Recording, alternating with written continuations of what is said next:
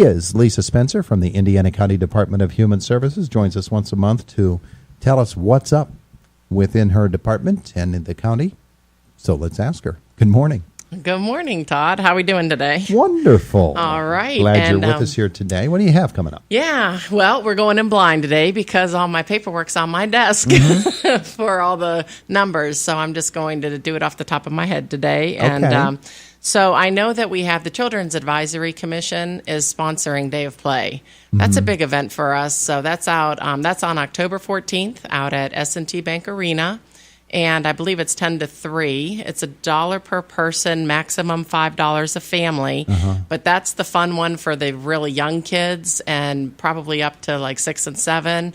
They have the Touch-A-Truck where they can kind of climb on equipment. They have the little bouncy houses inside. And that's always a good event out there. They bring fire trucks out for that and heavy equipment. And they're trying. Kathy Abby Baker's working on everything for that, and it's always a good event, and it's a really well attended event. So that's a fun one for the young kids. So that'll be happening on October 14th. So 2 Saturdays.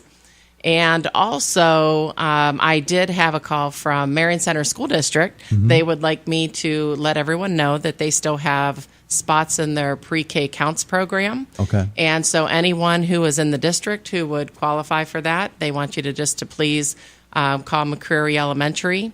And also, they're taking income eligible families from the surrounding area. They can also take those children into the pre-K counts as well. So they don't necessarily have to live within the district? Right. Okay. They just have an income eligibility guideline if they're outside the district. So good to know. We're trying to fill up all the spots because, we want everyone to take advantage of the programs. Yeah. And pre-K counts, for those who aren't aware, it's basically preschool for kids who are it's what it says, pre-kindergarten. And this one is designed for folks who really can't afford to pay for preschool proper. Yeah, and I think it's just like getting everyone ready. Yeah, getting everybody ready for the big step to kindergarten. And so it's an important program, and we want to make sure we fill the spots. You certainly don't want to lose any spots, know. So absolutely. when they look at cuts. So, and then the big thing that I would like to really bring up, too, on October 8th, so that's this weekend, right? Because it's going so fast. Yeah. Okay, on Sunday, at the Suicide Task Force of Indiana County, we are having a fundraiser at Chipotle. And we would like to get the word out for everybody to go over to Chipotle on Sunday from 11 o'clock until I believe it's 6 o'clock or 7 o'clock at night. If you let them know that you're there for the Suicide Task Force, they will donate 50% of their proceeds to the Suicide Task Force of Indiana.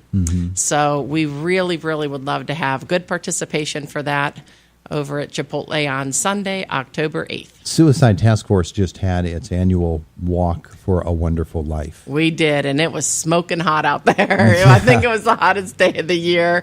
But we had a great turnout, and it was really fun to walk around the track. I was a designated water station because we were just going through ice water like crazy. Sure. Yeah.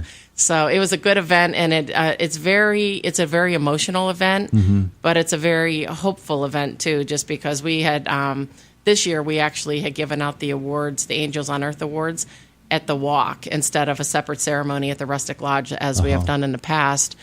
It just worked out so well because you get a chance to hear from the people who are giving so selflessly of themselves to, what they're doing in the field to help us out. So we had Dr. Ralph May in before the walk to talk about it, and he emphasized that this is such a serious and sometimes can be very grim of a topic, and yet there are stories out there of folks who were considering suicide and decided against it. Yes. Those who even tried to commit suicide and failed, thankfully, but then having considered what it was that they almost did, they have turned their lives around. And there are success stories, and that's what the Suicide Task Force is about. Right. I mean, our goal is to have 0 suicides every year. That's our goal. I believe already this year we're I believe we're up to 8 or 9 this year already, and just in Indiana County. So I think Dr. May does a great job being like a spokesperson for us. He does a great job explaining everything. I know there's a 6 o'clock series coming up over at IUP, and it's usually really well attended for the IUP kids. But I think what families will tell you is, we talk to kids about drugs, and we talk to them about alcohol, and we talk to them about peer pressure and bullying, but nobody's really bringing up the idea of suicide.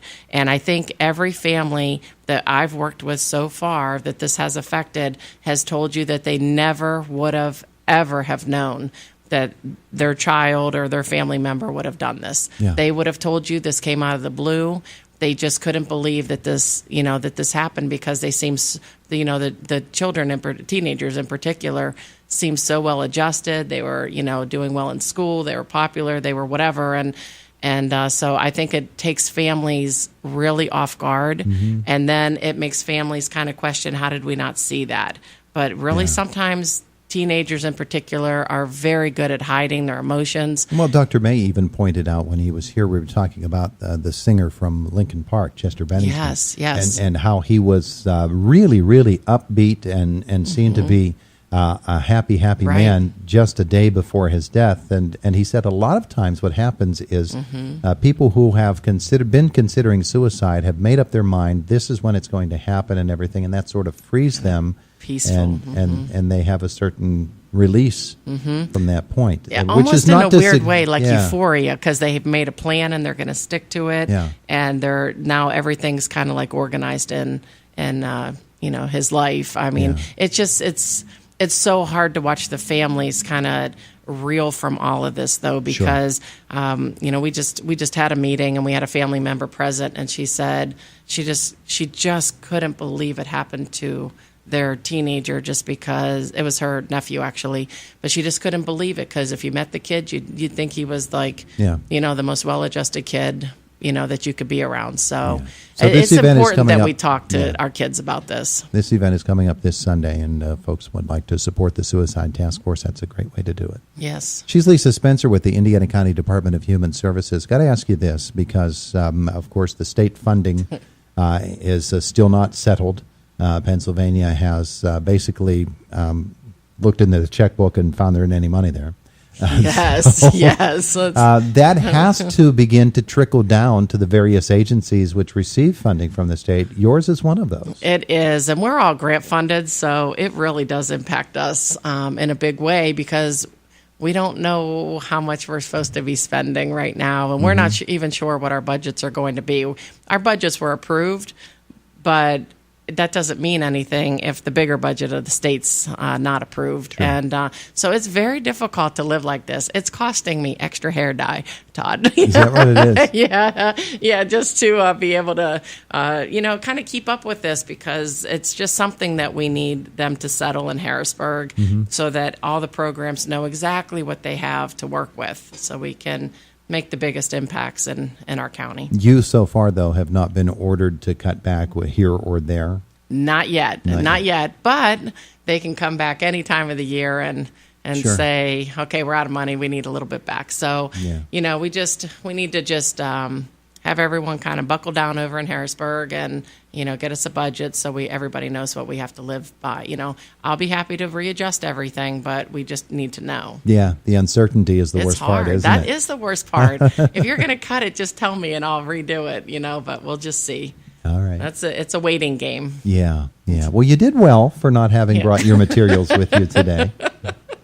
But what we really want to know is what's going on with Youngstown State football, where your son, Justin, is, what is he, senior yet? A senior. He's a senior this year, and we just had a phenomenal game. We played South Dakota State. They were ranked number 4 in the nation. We were number 5. Mm-hmm. We beat them.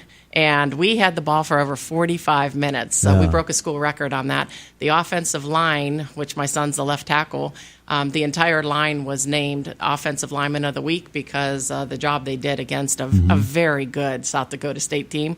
So we're playing South Dakota this week away, and then the big game, we're playing North Dakota State October 14th at home. And so we had a sold-out crowd last weekend. That should be another sold out crowd under the lights at 7:00. It should be a fun one. They're So you've number got all 2 the in Dakotas, the nation. huh? Yeah, we play all the Dakotas, and so all the real big kids over there. So, but it should be a really fun game, and we jumped up to number 3 in the nation, and so we're right behind North Dakota State right now. So you get by South Dakota this weekend, then you've got a matchup of the number 2 and number 3 team in the nation. Yes, and we just had a top 5 matchup, and we'll have a second one too if we get by South Dakota. So should be really fun. It's just we're having a blast, and Justin's having a lot of fun for his senior year. Is he? Of course, Indiana High graduate. Yes. Yeah, Giant Boy for everybody who knew him. And pretty much Indiana knew him as Giant Boy. That was his nickname here in Indiana. They probably don't call him that because he's probably tiny by their standards. Yeah. Huh? Well, I mean, you still kind of stand out when you're 6'5.5" and 300 pounds. But yes, there's always somebody bigger at college, and but it's just such a fun football atmosphere over at YSU. So fun to do. Lisa, thanks for asking. AM 1160 WCCS 101.1 FM.